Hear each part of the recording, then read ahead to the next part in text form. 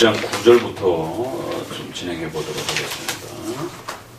중간쯤에 16장 9절. 자, 십계명 꼭 잊어버리지 마시고 네 가지 원리 기억해 두시기 바랍니다. 문자적으로 OX를 잘 찾아서 적용하는 것. 그렇지만 거기에는 반드시 문자적 적용 부분에는 신구약 통일성과 차이점에 대한 부분들을 잘 헤아리셔야 되고, 십계명이 형식적으로는 율법의 특징을 갖고 있기 때문에 율법이 세 가지 옷을 가지고 기록되어 어요. 본질적인 도덕법, 그렇죠? 그 다음에 구약의 의식법, 제사와 관련된 의식법, 그 다음에 사회규율과 관련된 형벌, 정치법, 사회법이라고도 하는 정치법, 이렇게 세 가지 옷으로서 기록이 되어 있고, 그러한 그 도덕법을 이제 사용하려고 할 때에 신구약 전체를 통틀어서 세 가지 용도로 그것이 쓰여진다라는 것이에요. 그러니까 기록의 형태도 세 가지 형식으로 기록이 되어 있고, 그래서 그것 중에서 도덕법이 본질이라는 거, 그 도덕법을 이제 사용하려고 하면 그 도덕법의 사용은 첫 번째, 죄를 지적하는 기능이 있다라는 것. 그래서 예수님께로 인도하는 몽학 선생처럼 죄를 지적하는 것이. 그리고 또 불신자의 마음에도 양심 속에 기록되어 있는 기본 원리들이 담겨 있는 거예요. 그래서 죄를 억제하는 그러한 또 도덕법적 기능이 있는 겁니다. 그리고 신자에게는 삶의 규범으로서 성화적 용도, 바로 우리가 어떻게 살아가야 되는지에 대한 중요한 하나님의 뜻을 알려주는 성화적 규범으로서 십계명이 쓰여질 수 있다는 것. 그러니까 문자적, 명시적 적용이라고 하는 것에는 이처럼 또 율법의 고유한 특징과 형식들을 신구약 통일성과 관련해서 잘 찾아내시고 그 율법의 용도를 또 잘 이해하시면서 첫 번째 부분을 정리하셔야 됩니다. 율법의 3용도, 용법이라고 하는 이 칼빈주의가 루터파와 달리 주장했던 아주 중요한 몇 가지 큰 특징들이 있는데, 그것이 각 그 성경론부터 종말론까지 차이가 나는 중요한 부분들이 있어요. 그래서 성경론에 있어서도 성경을 통하여, 그래서 성경의 정제 기능만, 이렇게 율법적 정제 기능만 이렇게 사용하다 보니까 성경을 통해서는 율법의 그 정제를 받는 부분에 내용을 가장 귀하게 여기는 것이고, 그리고 난 다음엔 믿음으로 이제 하나님이 감동을 주시는 대로 그렇게 살아가려고 하는.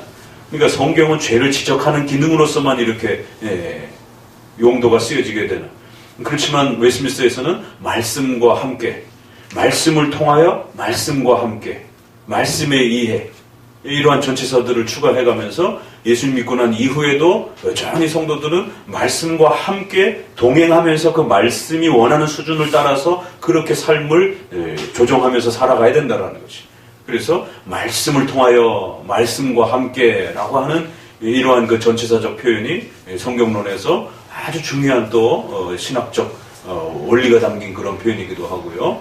신론으로 들어오게 되면 잘 아는 것처럼 루터파는 이신칭의를 중심으로 해서 구원론의 초점을 중심으로 하지만, 또 우리 칼빈주의는 하나님께 영광이라고 하는 그 다음 목적으로 하나님께 영광이라고 하는 이러한 특징을 드러내고 있다는 것이죠.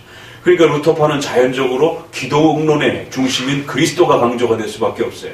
그래서 신구약 전체를 모형론적으로 끌고 가려고 하는, 특별히 구약의 아주 그 적극적인 모형론. 그렇지만 우리는 소극적 모형론이라는 거예요. 왜? 구약은 예수님만 가르치는 게 아니라 십계명의 이 엄청난 규범들을 또 풀어내고 있는 하나의 윤리적 규범도 가르치고 있는 것이지, 모든 내용들이 다 예수님을 설명하는 모형론이 아니란 말이에요. 그래서 그 부분에 해당되는 것만 설명하는 거예요. 그래서 소극적 모형론을 우리는 쓰는 거예요. 그러나 루터파는 구약 전체를 그리스도와 관련해서 이신칭의로 끌고 가려고 하다 보니까 적극적 모형론을, 확대하는 모형론을 쓰는 것입니다. 그러니까 에스더서, 잠언서, 또 선지서들 중에 이런 그 몇 군데 이런 부분들을 별로 좋아하지 않는 겁니다. 왜? 에스더서 이런 데는 뭐 하나님 뭐 의식법도 안 나오고 모형론으로 적용할 만한 게 거의 없단 말이에요. 그래서 루터 스스로가 야고보서와 에스더서는 참 자기에게도 목회자에게도 힘들다라고 할 정도로 그렇게 아주 노골적으로 표현을 하기도 할 정도였던 것입니다. 그러니까 그런 모형론의 취급 방식에 있어서도 결국에는 스타일이 그렇게 루터파하고 칼빈파가 달라지는 것이. 그러니까 조나단 에드워드가 결국 알미니안주의를 공격하는 것은 잘했지만 그 방식에 있어서 신구약에 있는 부분들을 그리스도 중심으로 대응하다 보니까 결국 구약을 적극적 모형론으로 확대된 모형론으로 끌고 와서 변증을 하기 시작한단 말이에요. 그건 루터파 방식이에요. 그 개혁파 방식이 아니란 말이에요. 그러니까 그런 면에서 결국에는 지나치게 구약의 이런 많은 부분들을 적극적 모형론으로 이렇게 설명을 하다 보니까 결국 후대에 또 그 프린스턴의 이러한 그 중심이었던 정통 스코틀랜드 계통의 이러한 그 개혁파 라인들하고 그 부분들이 또 이제 부딪히게 되는 겁니다. 왜냐면 우리는 소극적 모형론을 쓰기 때문에. 그리고는 칠론에서 그렇게 모형론에서도 그렇게 차이가 나타나는 이런 구조를 갖고 있고, 그게 기독론으로 넘어가면 기독론에서 지난 주일에 배웠잖아요. 어떤 부분이 차이가 납니까? 기본적인 건 비슷하지만 아주 중요한 부분에서 이성 1인격의 한 인격의 속성론에 대해서 엄청난 차이를 갖고 있단 말이에요. 그게 성만찬으로 넘어가면서 인성이 신성에 편제되는, 스며드는, 흡수되어지는, 그래서 그 교류가 본질적인 그 어떤 통합이 일어나는, 그래갖고 결국에는 인성의 편제성을 주장하게 되는 루터파의 이 위험성들이, 그래서 성찬 옆에 좌우에 보이지 않는 형태로 존재할 수 있다라고 하는 인성의 편제론이 기독론에서 그 속성 교류론인 신성과 인성이 고유하게 우리는 각각의 성질을 지킨다라고 말하고 있는데, 루터파에서는 그 신성에 이렇게 흡수되어지는 것처럼 그래서 인성의 편제론을 속성 교류론에서 주장을 한단 말이에요. 그러다 보니까 성찬론으로 넘어가는 교회론도 공제설이라고 하는 성찬론이 나오고, 우리는 영적 임재설이라고 하는 또 분리 현상을 나타내게 되고, 구원론에서도 우리는 죄론 부분에 있어서는 어느 부분이 차이가 날까요? 노예의지론 이런 부분에 대해서는 차이가 안 나요. 얼마 전 배우신 분들 기억해 보세요. 죄론 그러면 우리는 통상적으로 4개로 구별하는 것이 가장 핵심적인 그 구조예요. 아담 때, 타락 전 영혼 상태, 타락 후 노예의지 상태. 이거 자꾸 기억해내야 됩니다. 그래서 이 7대 교리의 세부 항목 조항들에 대한 그 각 항목들을 그냥 머릿속에서 줄줄줄줄줄줄 이게 돌아야 돼. 그걸 위해서 소유리 문답이 하는 겁니다. 간략하게 요약해놓고 그걸 신속하게 돌려대는 거예요. 그래야만이 성경을 볼 때 그게 바로 이렇게 떠오르지, 이게 교리적 체계가 정립이 안 돼 있으면 한참보다 떠오른단 말이에요. 이러면 성경을 쭉쭉쭉쭉 읽어나가기가 굉장히 쉽지 않은 거예요. 왜? 성경이 그냥 막 가을지자로 그냥 막 자기가 이해되는 쪽으로 그냥 막 뻗어나가기 시작하게 되면 교리적으로 이렇게 통일성이 있게 이렇게 모아지질 않는다는 거예요. 그러니까 기초 교리들을 통해서 성경 전체의 핵심 교리들이 우리 안에 정확하게 짜임새 있게 이렇게 구성되어 있어야 성경 어느 부분을 보더라도 편협되게 치우치지 않고 신구약 전체를 한꺼번에 통일적으로 볼 수 있는, 창세기를 읽으면서도 계시록 전체 신약의 전체 부분들이 항상 마음에 담기면서 그 관점에서 창세기를 해석하고 요셉의 사건을 해석하고 다윗의 사건을 해석하게 되는 거예요. 그렇지 않고 그냥 창세기만 보게 되면 왜 이 팥죽 사건이 그렇게 중요한가 해석할 수가 없어요. 거기서 그냥 일부분만 다루고 있기 때문에. 그게 저 뒤에 로마서로 가봐야 왜 그 야곱과 에서의 차이가 그렇게 쌍둥이가 태어났는지, 그 많은 출생에서 그들의 출생에 대해서만 집중했는지, 그건 바로 선택을 가르치는데 가장 좋은 모델로서 쓰여졌다라는 겁니다. 그래서 그 사건을 로마서가 끌어서 설명을 하는 거예요. 그러면 그 이해 없이 창세기의 야곱과 에서만 보게 되면 이건 완전히 형제간의 무슨 아주 치열한 재산 다툼의 수준으로, 그러니까 우리는 욕심내지 말고 삽시다. 그러면 하나님이 복을 내려주실 것입니다. 이런 아주 전형적인 윤리 도덕 규범으로 설교를 하게 된단 말이에요. 거기에서 삼일체 하나님과 시적 작정과 섭리의 이런 하나님의 전체 7대 교리에 대한 뜻을 끌어내지는 못한단 말이에요. 그냥 인간의 그런 다툼과 싸움에서 단편적 윤리밖에 보지 못하는 거죠. 그래서 구약의 그 부분을 보더라도 신약 전체 안에서 볼 수 있는 힘을 길러내야 되는데 그건 쉽지가 않아요. 그래서 이러한 소리문답을 통해서 7대 교리를 부지런히 숙달시키게 되면 이렇게 자연적으로 신학이 이게 끌려옵니다.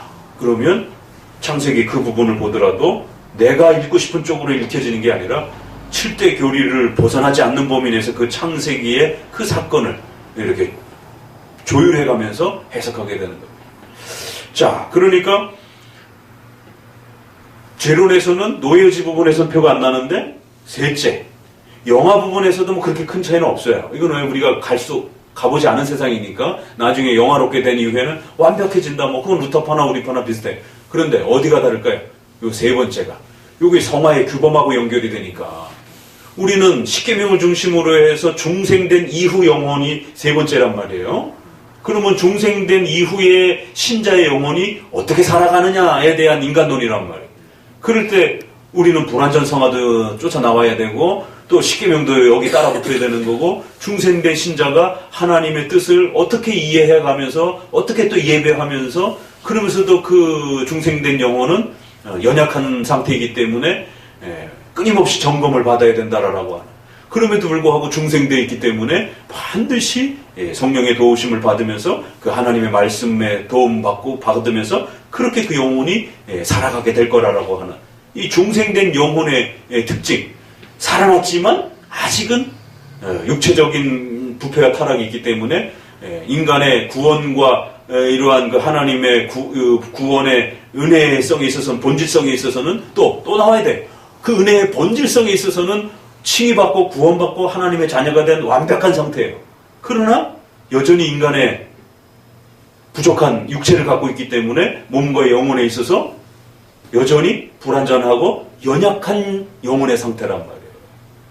그래서 항상 성경으로 조명을 다시 받아야 되고 내적 조명을 받아야 되는 그러한 영혼의 상태. 그런데 이제 루터파는 그런 부분에서 좀 더 율법의 삼용법과 관련된 성화의 규범에 대한 부분들이 이렇게 좀 축소가 돼서 중생된 그 상태를 믿음으로 구원받은 그 상태에 조금 더 강조가 세게 나오게 되면 이제 완전 성화 쪽으로 나가게 되고 그 부분에서 조금 약하게 나가게 되면 의인이면서 동시에 죄인이라고 하는 그 유명한 루터의 이제 그 고백이 나오는 거예요. 그러니까 그 고백은 문맥상에 있어서 크게 틀린 말은 아니지만 전체를 보게 되면 구원과 인간의 상태에 대해서 상당히 불안정하게 이렇게 말하는 표현이에요. 의인이지만 죄인이다라는 거. 무슨 말인지는 알겠지만 이게 교리적 체계가 구축되지 않은 상태에서 이 표현을 잘못 쓰게 되면 어느 사람이 이 표현을 쓰느냐에 따라 상당히 위험한 표현으로 쓰여집니다. 구원받았지만 아직은 여전히 죄인인 상태. 여전히 죄와 구원이 갈등하고 있는 것처럼 요게 이제 김세현 박사라든가 이런데 already not yet이라고 하는 이러한 그 바르트의 이것도 아니고 저것도 아니고 구원받은 것도 아니고 안 받은 것도 아니고 두 개가 묘하게 이렇게 겹쳐있는 그래서 이쪽으로도 치우칠 수 있고 이쪽으로 치우칠 그런 식으로도 쓰여질 수 있는 거예요. 의인이면서 동시에 죄인이다라고 하는 이 루터의 유명한 인간의 이 상태를 표현하는 이런 부분들이 그러니까 이제 아직 교리적 체계가 약하다 보니까 이런 이제 충분히 기초 단계 정도에서는 이해가 되지만 후대에는 더 많은 이단들이 등장을 했잖아요. 그렇죠? 그런 이단들을 방어하기에는 이 표현은 굉장히 약한 거예요. 그러니까 김세현 봐라 루터도 이런 표현을 했지 않느냐. 그러니까 우리는 구원이 완성된 게 아니고 우리는 항상 늘 죄인인 거야. 루터의 그 표현을 성화적 개념으로 이해하면 맞는 말이지만 그거를 칭의적 개념으로 설명하게 되면 그건 결정적으로 문제가 있는 김세훈 교리하고 똑같은 유보적 칭의가 된단 말이에요. 구원받았지만 여전히 동시에 죄인이 이렇게 돼버린단 말이에요. 그러니까 루터는 그런 의도로 말하지는 않고 칭의에 있어서는 단회적 칭의, 법정적 칭의를 루터도 말하긴 했어요. 그렇지만 나머지 부분들이 약해진다라는 거예요. 그 표현이 그렇게 교리 체계로 확립하는데 싹 그렇게 튼튼한 표현은 아니라는 거예요. 그러니까 그러한 인간론 부분에서, 기독론 부분에서도 역시 그런 문제가, 이성 1인격에 대한 속성 교리라는 문제가 생겼죠. 그러니까 또 교회론으로 넘어가게 되면 어떻게 되겠어요? 교회론에서 결정적으로 루터파는 가톨릭 교회론하고 상당히 비슷합니다. 예배론에서도 정치론에서. 그리고 구원론에 집중하다 보니까 교회론은 다 가톨릭의 그 기본 체계 부분들을 많이 개혁을 못했어요. 그리고 예배론에서도 우리는 예배론이 어떤 원리예요? 성경이 말하는 것을 기본으로 한다. 규정적 원리란 말이에요. 하나님이 말씀한 것만 지킨다. 성경에서 금지하지 않은 것은 금지된 걸로 보는 거예요. 허락하지 않은 것. 명백하게 허락하지 않은 것들은, 명백하게 금지로 이렇게 또 말하지 않은 것들은 침묵하고 있는 부분들 있잖아요. 그건 금지하고 있는 걸로 해석하는 거예요. 우리 소극적으로 해석해요. 부정적으로 해석해요. 하라라고 명확하게 말하지 않은 것들, 또 명확하게 이건 틀렸다라고 말하지 않는 것들, 침묵하고 있는 게 있잖아요. 성경에 기타 치라는 얘기 있어요? 이런 겁니다. 그러면 명백하게 하라는 얘기도 없고 금지한 얘기도 없어요. 그럼 예배론에서는 소극적으로 해석하는 겁니다. 그러면 하지 말라라는 것으로부터 출발하는 거예요. 하라라고 하는 정당한 추론과 그 해석을 우리가 찾기 전까지는 일단 보류해 두는 겁니다. 예배적 요소에 있어서. 그래서 우리는 규정적 원리, 제한적 원리인데 루터는 명백하게 위험하다라고 금지를 하지 않은 것들은 그런 금지하는 조항들이 있어요. 형상숭배라든가 이런 거 있잖아요.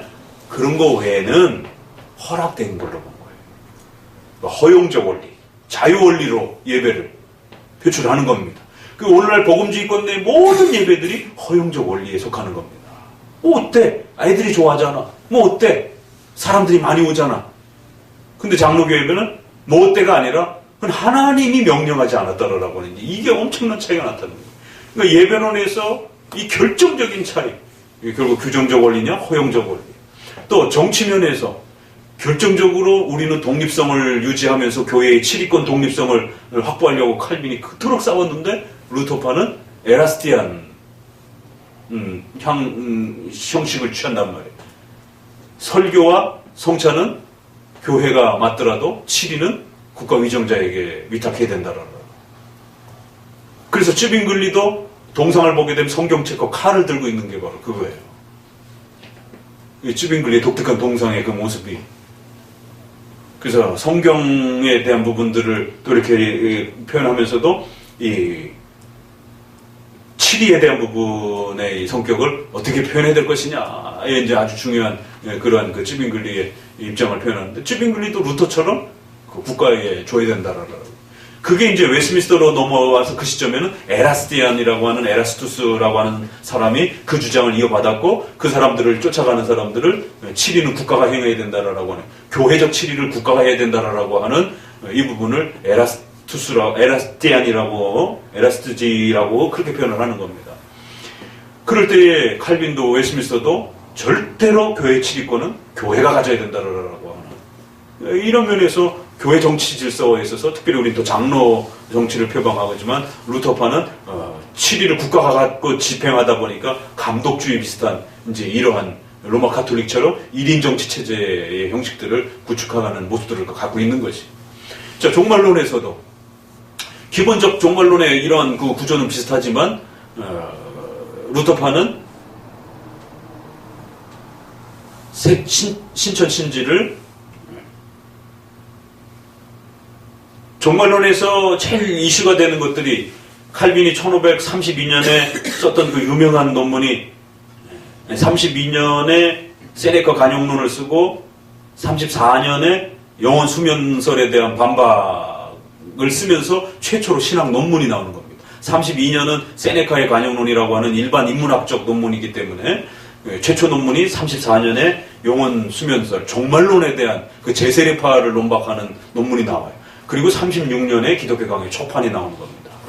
그러니까 종말론, 당시의 천년왕국을 문자주의로 주장하는 오늘날 세대주의와 같은 그런 주자들이 있어가지고 그런 자들을 정신나간 자들이라고 그러면서 아주 기독교 강의에서 그런 자들 때문에 사회가 혼란해지고 무질서해지고 피해를 입는다고 아주 절대로 가까이 가지 말라라고. 이제 그런 논란이 되면서 종말론 해석들이 이렇게 혼잡스러울 때 루터파에서는 그 영혼 수면설이라든가 뭐 이런 부분 이제 연결될 때 또 다른 주제가 뭐 논쟁이 있었느냐면 신천 신지가 어떻게 임하는가 관련해서 루터파는 전멸. 그러니까 존 스타트의 영혼 멸절설, 그래서 영혼 수면설 이런 것들이 굉장히 위험한 것들이에요. 종말론에서는 시한부 종말론 이런 부분들이 이제 다 위험한 부분들인데, 그럴 때 이제 영혼이 잠을 잔다든가 무의식 상태에 돌입한다든가 또 영혼이 완전히 타서 없어져 버린다든가 뭐 사라져 버린다든가 그랬다가 최후에 다시 창조된다는 거. 이게 멸절 창조론이에요. 이게 루터파도 이 멸절 창조론 쪽 입장을 취하고 있습니다. 그렇지만 이제 우리 장로교 쪽은 갱신론을, 우주의 전 우주가 지금의 이 지구가 새로운 형태의 질서로 개편된다라고 하는 갱신설을 가지고 있어요. 그러니까 이런 부분에서도 또 그 종말에 이제 나머지 부분들은 이제 기본적으로는 루터파나 우리는 어찌됐든 정통주의라고 하는 입장에서는 같은 입장이에요. 그러니까 정통주의는 루터파하고 우리밖에 없어요. 칼빈파, 개혁파하고. 그 두 개가 옳은 기독교라는 거예요. 프로테스탄트라는 거예요. 그렇지만 이제 후대 루터파는 이제 상당히 많이 변질됐던 형태고, 아무튼 초기에 루터를 중심으로 해서 멜랑이토로 넘어가는 이 루터파는 그래도 존중받는 겁니다. 프로테스탄트로서. 그래서 정통주의 하면 두 개만 말하는 거예요. 당시에 제세례파라든가부터 이런 많은 부분들은 정통파로 인정하지 않고 이제 사입이나 이단으로 취급을 하는 것이죠. 이제 정통파이지만 루터파는 조금 연약한 이제 이렇게 취급을 하는 겁니다. 그랬을 때 그 정통파 안에 칼빈파가 주류로 되어서 더욱더 건강한 그런 가장 건강한 형태의 계보를 형성하게 된다는 거예요. 그러니까 이런 부분에서 종말론에서도 이제 이렇게 차이가 나고, 그러니까 이런 부분에서 종합적으로 그 교리에 대한 틀이 차이가 나요. 그래서 우리가 비교를 해볼 때 칼빈파의 신학 구조가 훨씬 더 우수하고, 그런 관점으로 성경을 볼 때에 성경이 통일성 있게 훨씬 더 이렇게 짜임새 있게 잘 보인다라는 것이. 자, 이런 면에서 1번을 고백할 때는 항상 신중함이 있어야 된다라는 거. 그렇게 명시적으로 OX로 있느냐 없느냐 그랬을 때 그런 부분들이 도덕법 안으로 어떻게 그렇게 들어올 수 있는지, 의식법, 사회법이 걸러지고 또 율법의 용도를 따라서 그렇게 율법의 삼용법으로 어떻게 적용될 수 있는가, 이런 그 명시적 문장, 말 한마디지만 설명해야 될 게 굉장히 많은 것이에요. 그런 첫 번째. 두 번째는 10계명 전체가 조화를 이루어야 된다는 것. 세 번째, 우선순위의 그런 차선의 문제들을 고민하면서 충돌이 일어날 때는 후순위의 계명들이 이렇게 좀 더 밀리고 좀 더 축소되어질 수 있는, 그러한 침묵되어질 수 있는 그러한 선택 원리가 있을 수 있다는 것. 그리고 마지막에는 절대로 기독교인의 이런 윤리적 적용은 일반 은총과 같이 맞물려 있기 때문에 보편 상식적 수준을 따라서 적용돼야 되지, 크리스찬들이 율법을 적용한다고 해갖고 성경을 적용한다고 해서 아주 비상식적이고 아주 몰상식한 이런 행태들로 어떤 그 윤리 규범들을 적용해내기 시작하게 되면 아주 큰일 난다는 거예요. 그거는 신앙의 규범에 있어서도 기본 내용들은 마찬가지입니다. 예배를 하러 왔는데 성도들이 다 홀라당 벗고 예배를 드려요. 이건 아주 몰상식한 거예요. 그러나 창세기 1장을 적용하면서 봐라, 이제는 우린 중생 됐으니까 이런 주장들이 실제로 있었습니다. 교회사 속에서. 그래갖고 우리는 이제 더 이상 죄인이 아니야.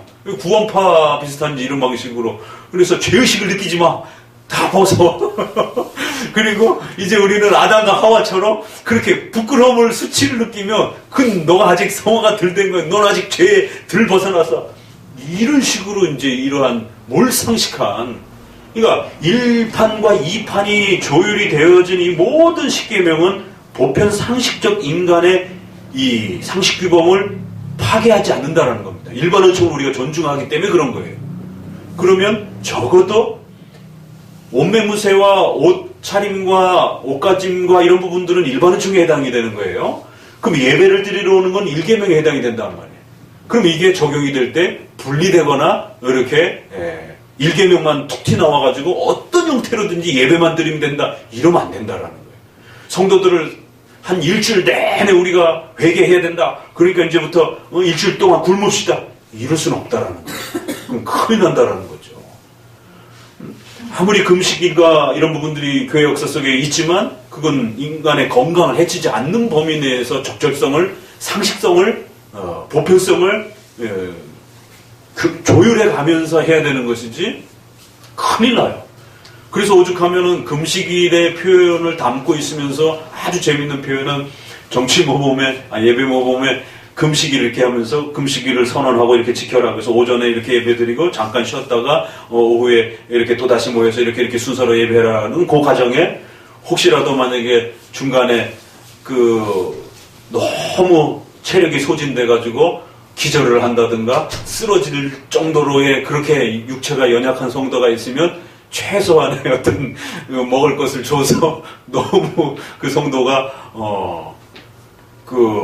쓰러지지 않도록 그렇게 할 수 있는 배려는 있다, 이렇게. 금식일에조차도. 왜? 금식일이라고 하는 게 모든 사람에게 똑같은 어떤 체력을 유지할 수 있는 게 아니잖아요. 아이들이라든가 병자라든가 노인들이 만약에 거기에 참여를 했다라면 건강한 사람하고 똑같이 그냥 하루 종일 그냥 아무것도 안 먹고 굶어, 이럴 수는 없는 거란 말이에요. 그러면 금식일에 행해지던 그 시간조차도 약자들에게는 최소한의 체력을 방전하지 않도록 보호하는 상식적 조치가 따라 붙는 거예요. 그러니까 종교생활이라고 하는 것은 이처럼 마치 우리가 무슨 초인이 된 것처럼, 마치 우리가 무슨 전혀 다른 어떤 사람이 된 것처럼. 그래서 이제 이게 인간론으로 넘어가게 되면, 구원론으로 넘어가게 되면, 예전에도 한번 질문했던 게 중생이 뭡니까? 요즘에 인터넷에서 중생론 갖고 뜨거워지던데, 중생이 뭡니까? 이게 모든 게 결국에는 조직신학 기초교리가 튼튼해지게 이렇게 자리 잡히지 않아서 그래요. 중생을 신비주의자들은 인간의 본질 변화로 생각을 하는 거예요. 본질, 인간의 속성이 완전히 DNA가 바뀌어버린 것처럼 생각을 하는 거예요. 그래서 신일 합의를 할 수 있는, 직통계시를 받을 수 있는 것처럼 생각을 하는 거예요. 중생은 절대로 본질 변화가 아닙니다. 인간이라고 하는 본질이 바뀌는 게 아니에요. 인간의 본질은 뭐예요? 몸과 영혼으로 구성되어 있는 본질성을 갖고 있는 거예요. DNA를 갖고 있는 본질성을 갖고 있고, 영혼의 이 인식체계를 갖고 있는 본질을 갖고 있어요. 그럼 이게 중생이 되고 나서 IQ가 1000으로 높아진다든가, 갑자기 육체가 밥을 안 먹어도 되는 어떤 신비로운 어떤 그런 어떤 육체의 DNA로 바뀐다든가, 이건 어리석고 바보 같은 생각이라는 거예요. 절대로 그런 사람 없습니다.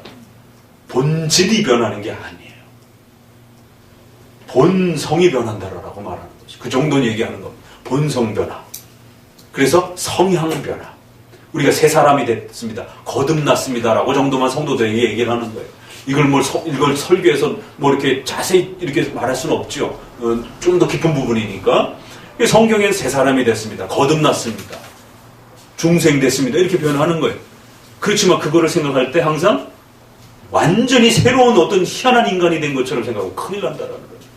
여전히 인간의 구조는 동일한데 마음, 성향, 하나님을 바라보는 그 성향, 태도가, 마음의 이 성품이 바뀌어버린 거예요.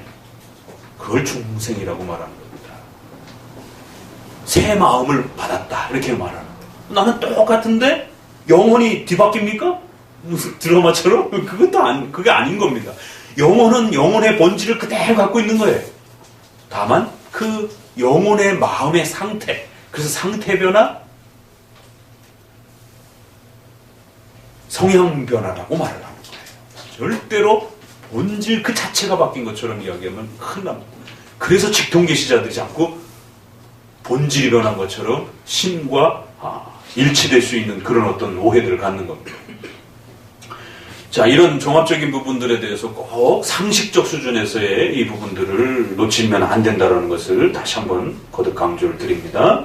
그러니까 이게 간단한 것 같은데 이 부분이 바르게 세워지질 않다 보니까 마지막 부분 같은 경우에 10번째 계명하고 맞물리면 어떤 현상이 벌어져요? 칼빈주의 하는 사람들이 이 실수를 많이 해요. 오순절에 빠진 사람들이 그 실수를 많이 한다고 지금 얘기하는 거예요. 본질 변화처럼 생각해갖고 자기가 신의 그 음성을 직통으로 받을 수 있는 어떤 새로운 인간이 된 것처럼 이렇게 말을 하는 겁니다.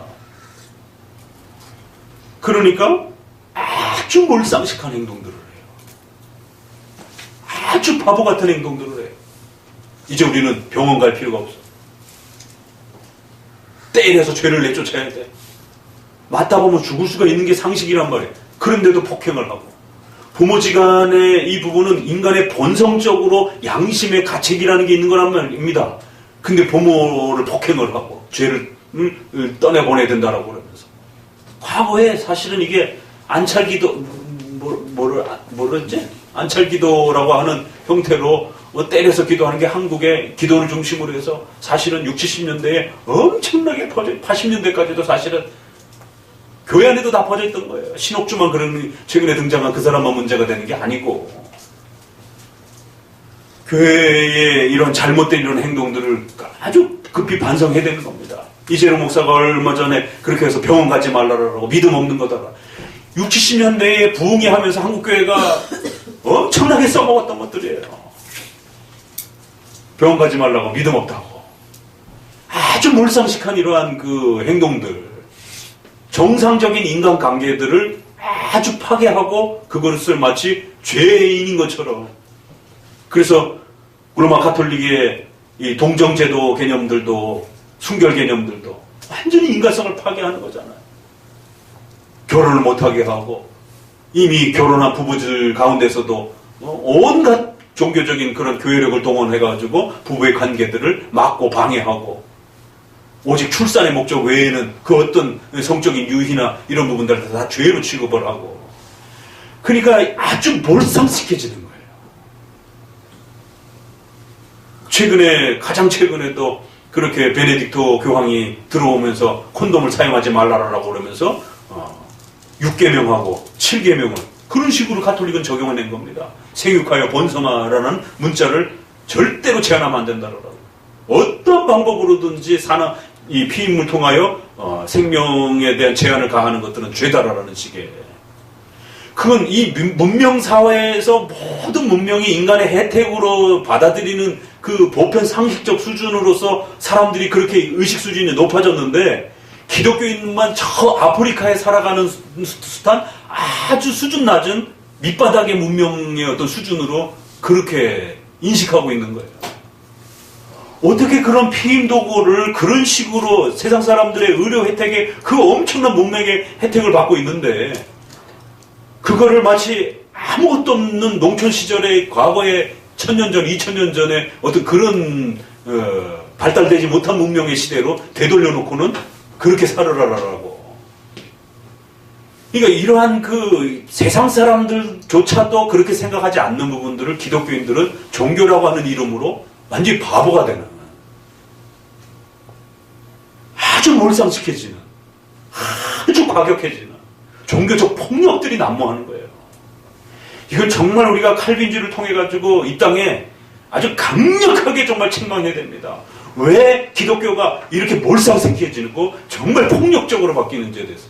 이건 오순절뿐만 아니라 칼빈주의 안에도 동일한 현상들이 나타나면서 하이퍼 칼비니즘적인 현상들이 나타나고, 그래서 아주 극단적인 운명론 개념으로, 숙명론 개념으로 끌고 가면서 개혁이라고 하는 이 명분을 가지고 이 10번째 계명에 부닥치는 겁니다. 자신의 섣부른 그러한 그 뭐라래, 그 무슨 마음? 자랑하고 싶은 마음을 뭐라래? 공명심, 그런 것들. 그건 개혁, 진정 하나님에 대한 개혁이 아니라 자신의 그러한 그 의로움을 나타내고 싶은 공명심입니다. 이게 자존심에 대한 문제지. 일반 그 오순절 중심으로 한 이러한 인본주의적인 기독교의 문제점은 물량주의, 돈 중심 이런 부분들은 뭐예요? 하나님을 이용하고 하나님의 이름을 표현하고 또 교회 부흥이라고 하는 이 명분으로 뭐가 따라와요? 성공이 따라오는 거예요. 개인의 성공이 따라오는 겁니다. 그러니까 대놓고 돈 내놔라라고 말할 수는 없지만 종교적인 이름으로 포장을 해놓고는 내용은 전부 다 인간의 개인의 욕망을 채우는 수단이 되어버려요. 디모데서 있는 것처럼 경건을 이익의 재료로 쓰는 아주 전형적인, 구약에서도 선지자들이 돈을 갖고 와야만 예언을 해주고, 에스겔서라든가 에레미야서에 보게 되면 그래서 양들을 아주 다 뺏겨먹고 양들을 잡아먹는다라고 이렇게 표현을 하잖아요. 선지자들 갖다가. 이런 그 종교적 폭력들이 오순절 안에서 이렇게 그 물질에 대한 부분들이 문제가 되지만, 개혁교회를 하는 사람들은 개혁이라고 하는 명분이 자기 자신의 욕망을 더 순수하게 살고 싶어하는, 더 순전하게 살고 싶어하는, 그 소위 말해서 순복음 신앙입니다. 순개혁 신앙이라고 말을 해야 돼요? 뭐라 해야 돼요? 순혈주의라고 하는, 그건 우리가 기독교 강의에서도 보는 것처럼 노바티안, 도나티스트, 제세례파, 17세기, 18세기의 완전주의자들, 요만큼의 티도 용납하려고 하지 않는, 상대방의 교회 안의 성도들의 요만한 실수도 인정 안 하려고 하는 아주 과격한 순혈주의, 순개혁주의라고 하는 이러한 지나친 개혁에 대한 욕망이 성경 그 자체에 대한 진정한 그 개혁에 대한 마음이 아니라 자신의 의로움과 공명심을 드러내고 싶은, 로마서 10장에 1, 2, 3절에 저들이 하나님께 열심은 있지만 그 열심은 하나님을 위한 열심이 아니라 자기 자신의 의를 드러내려고 하는 열심이다. 그래서 결국에는 하나님의 의를 파괴하게 될 것이 굉장히 무서운 말입니다. 근데 그 부분들이, 그 내용이 오순절주의자들에게도 적용이 될 수도 있지만 사실은 개혁을 부르짖는 자들에게 훨씬 더 그게 많이 적용될 수도 있는 거예요. 하나님을 위한 형태로 접근하지만 결국에는 자기 자신의 공명심과 내가 이렇게 하나님 앞에 순혈적으로 하나님 앞에 이렇게 잘 개혁되었다라고 하는 그러한 자존심과 10계명의 10번째 자만함, 교만함에 대한 또 다른 표현이 될 수도 있는 겁니다. 그래서 우리 개혁신앙을 하는 분들은 10번째 계명에 대해서 정말 자기 허벅지를 찔러가면서라도 이 10번째 계명을 가슴에 새겨야 돼요. 순복음교회라든가 일반교회 성도들은 이 10번째가 돈과 관련돼 있다라면 우리는 지식과 관련돼서 이게 굉장히 무서운 방해거리입니다. 아주 조금만 알면 막 이걸 자랑하고 싶어서 이거 뭐 어떻게 그냥 누구한테 떠두고 싶어서 아주 견디지 못하는 것이에요. 그래서 성도들에게도 막 자신의 해석과 자신의 어떤 자기가 읽었던 책, 내가 책을 이만큼 읽었다, 내가 이만큼 이해했다라고 하는 이거를 막 자랑하고 싶어서 뭐. 그래서 다른 교회는 직분론을 명예로서 안 줄 때 성도들이 시험에 들지만 개혁교회는 가르치고 싶은데 목사님이 가르칠 수 있는 자리를 제공 안 해주는 거예요. 그럼 시험에 들어서 딴 데로 옮깁니다. 막 입이 근질근질 하는 거예요. 왜? 가르치고 싶어서. 이게 개혁 신앙에 아직 그 무르익지 않았을 때 나타나는 현상들이에요. 그래서 이 거만함, 교만함, 이건 아주 개혁 신앙 하는 자들이 가장 많이 부딪히는 유혹거리고, 사탄이 개혁파 신앙을 하는 사람들을 넘어뜨릴 때 아주 제일 많이 써먹는 가장 무서운 도구라는 사실을 명심하셔야 됩니다. 다른 거 가지고 별로 시비 안 겁니다. 왜? 개혁신앙 하는 자들은 그런 그 부분보다는 이 10번째 이 공명심에 대한, 하나님 앞에 내가 더 잘 개혁한다라고 하는 이 부분이 아주 심하기 때문에 요거를 잘못 사용하면, 요걸 건드려서 성도가 이걸 잘못 사용하면 아주 한 번에 그냥 넘어가 버립니다. 그냥. 그래갖고 자기 주변에 있는 모든 사람들을 적대시하고, 나중에는 목사님까지 적대시하고, 나중에는 신학자까지 적대시하고, 결국 자기가 깨달은 그 독서와 공부가 모든 자신의 신앙의 기준점이 돼버리는, 이 굉장히 무서운 거죠. 유아독존이 되는 거예요, 결국에. 그러니까 우리가 페이스북이라든가 이런 부분들을 보면서 이런 현상들이 지금 막, 과거에는 개혁신앙이라는 데가 소율이 문다 구경도 못하던 시절이 있었어요. 10년 전만 해도. 그런데 지금 벌써 교회 안에 상당히 많이 책이 팔리고 성도들이 읽고 있는 건 감사해요. 그런데 다음 단계가 벌써 폭발하기 시작한 겁니다. 첫 반응은 뭐예요? 교리를 공부해야 되고 지식을 공부해야 되고 이러다 보니까 공부 공짜하면 한국 사람들은 무지 싫어합니다. 가뜩이나 학생 때 아주 그냥 공부에 치여가지고 근데 교회 와서 또 공부하자 그러니까 이 첫 번째 공부라는 이 단어 때문에 너무너무 스트레스 받는 거예요. 첫 번째 그 벽을 넘기가 어려워요. 그런데 다행히 한국교회가 청교도 책들을 읽기 시작하고 공부하기 시작하고 그러면서 이제 책들을 읽기 시작하면서 소리문답이나 이런 교리문답들을 접하기 시작해서 감사한 거예요. 그러나 두 번째 교만함들이 이제 여기저기서 싹트기 시작해서 벌써 SNS상에서도 목사인 듯 목사가 아닌 평신도인데 평신도가 아닌 이거 도대체 목사인지 평신도인지 구별할 수 없는 그러한 그 스타일과 형식들이 성도들 안에 등장을 하는. 그리고 또 목사님은 개혁교 목사님인데 공부를 안 해. 그래서 목사인 듯 성도인 것 같은. 물어봐도 잘 몰라. 서리문답을 물어봐도 잘 몰라. 본인도 잘 몰라. 그러면서 개혁교회를 하겠다라고 순복음 신앙이라든가 이런 거 싫으니까 그래도 개혁신앙 언저리에서는 이렇게 있고 싶어 하는데 공부를 안 해, 목사님이. 이런 또 이제 문제. 그러니까 이제 이런 복합적인 문제들이 지금 막 폭발하는 것이. 그 중에 교만함과 거만함들이 아주 중요하게 개혁파 신앙을 하는 사람들에게는 정말 자신을 쳐서 복종시켜야 됩니다. 여기에 실패하면 다음 단계로 못 넘어갑니다. 다 넘어져요.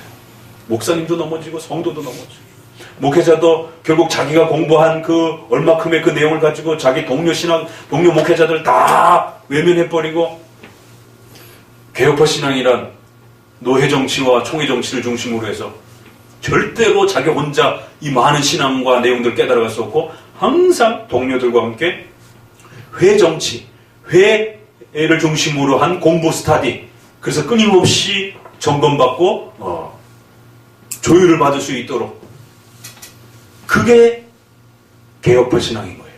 그런데 어떻게 개혁파 신앙을 하는 사람이 혼자 유아독전 형태로 목사님이 그렇게 계시면 그건 굉장히 위험하고 이단하고 한 끗 차이가 있는 겁니다. 거기서 희한한 색다른 자기 주장을 하게 되면 아무도 동료들도 그렇게 주장하지 않는데 자기 혼자만 그렇게 주장하게 되면 그건 이제 이단들하고 같은 방향성으로 이제 방향을 잡게 되는 거죠. 그래서 개혁파 신앙을 하면서 혼자 있게 되면 굉장히 위험해지는 겁니다. 목사님들은. 더더구나 성도들은 또 그렇게 교회에 정착하지 못하고 이 교회 저 교회를 그렇게 쇼핑하듯이 계속해서 그렇게 선생님들을 찾아다니다가는 뭐 강호를 떠도는 거예요? 뭐예요 도대체? 뭐 무림의 고수를 찾아 떠돌아다니는 거 왜 이렇게 떠돌아다니는 거예요 도대체 개혁파 성도들은. 일반 교회 성도들은요 그렇게 함부로 교회 안 떠납니다. 적어도 한 10년 이상씩 그렇게 머물러 있는 거예요. 그런데 개혁교회 성도는 6개월도 못 있어요. 이거 정말 반성해야 되는 거죠. 이 10번째 계명이 우리 안에 아주 충격파를 줘야 됩니다. 거만함과 교만한 마음이라고 하는 것 자체가 우리 안에 얼마나 위험한 것인지에 대해서. 4가지 원리 설명하다 보니까 10계명 10번째로 자연스러워 넘어갔는데 이 10번째 계명은 그렇게 탐욕에 대한 부분들이 물질에 대한 탐욕 또 사람에 대한 탐욕을 형식적으로는 이야기하고 있지만 특별히 우리 칼빈주의를 추구하는 사람들은 지식에 대한 그 탐욕이 또 가장 위험한 그러한 유혹으로 다가오기 때문에 훨씬 더 그 부분에 집중하시라고 다시 한번 좀 강조를 드립니다. 자, 16장 9절을 같이 읽어보도록 합니다. 16장 9절 사람이 마음으로 자기 길을 계획할지라도 그 걸음을 인도하는 자는 여호와시니라. 이게 잠언서 16장 1절과 연결해서 마음의 경영은 사람에게 있어도 말의 응답은 여호와께로서 난다. 그래서 이 표현들이 앞서서 말씀드린 것처럼 10번째 계명은 욕심에 대한 절제와 억제가 있다 그랬죠. 섭리적 신앙인 안에서 만족하라는 거예요. 그러나 그 만족은 단지 수동적이고 회피적인 만족이 아니라 하나님이 또 주실 걸 기대하면서 노력하면서 그렇게 성장해 나아가는 노력하는 또 그러한 기대감과 소망감은 절대로 비판하지 않는다라는 것이 노력하지 않는 탐욕과 욕구를 정죄하는 겁니다. 그래서 열심히 노력하고 그 결과로서 얻어지는 이러한 방식들은 정당한 그런 소유로서 하나님이 열어주신다는 거예요. 그러니까 16장의 이 말씀은 마음의 경영을 하지 말라라는 얘기가 아니라 그 마음의 경영과 미래에 대한 이런 부분들을 부지런히 계획하고 또 거기에 맞게 준비해서 그렇게 살아가는 또 삶의 적극적인 능동적인 그런 섭리적 한 부분이 있다라는 거예요.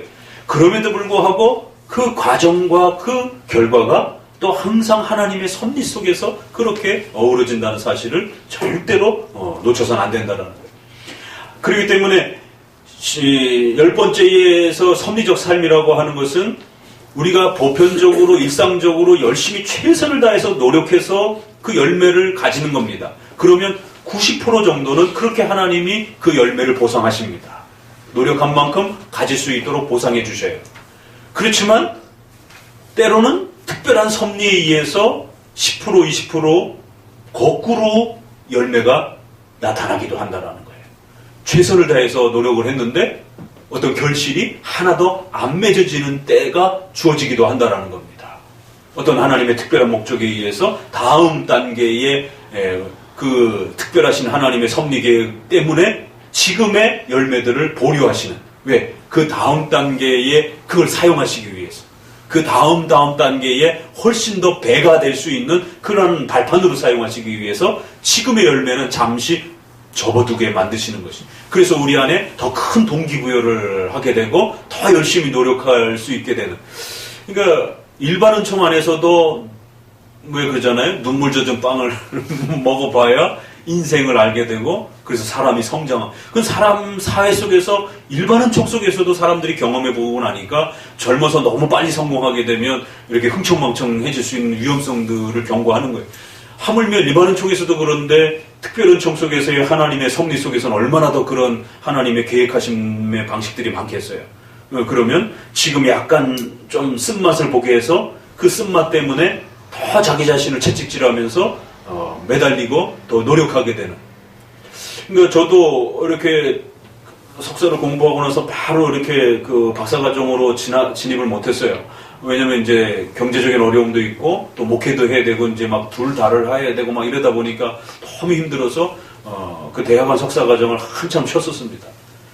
그런데 예기치 못하게 이제 교회에 어려움이 끼쳐지면서 성도들이 많이 이렇게 나가게 되고 엄청난 큰 고통과 아픔 속에서 이렇게 머물러 있으면서